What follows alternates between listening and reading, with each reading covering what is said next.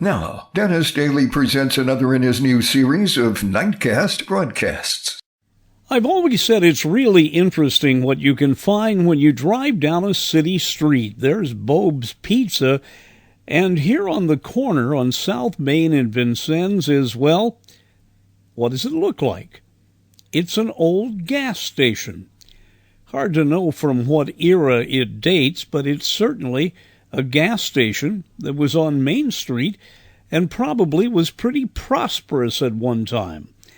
Of course, gas stations were the result of the motoring age, and the very first ones were usually storefronts in the downtown section of cities or connected to livery stables. A woman named Effie Price Gladding and her husband went across the U.S. in 1915, and she wrote a book about the trip. It took 35 days, but she was quick to point out where you could buy gas. Oil companies started publishing maps.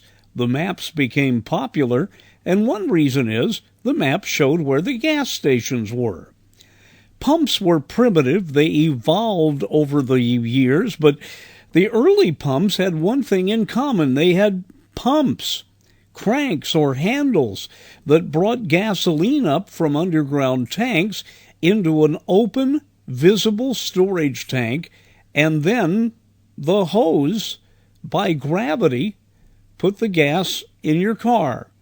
And then better pumps with motors came along.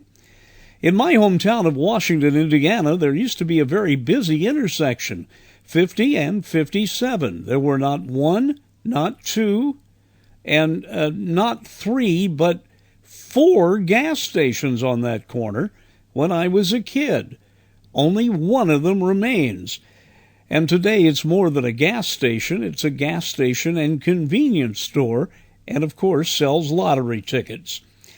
One of the most popular gases in the East was City Service. Look at the shape of this sign.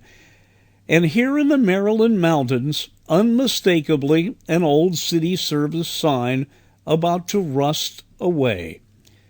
Things come and go, and the old disappears.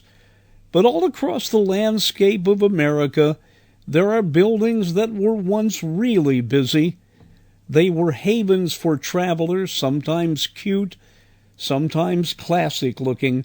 They were indeed the gas stations of old.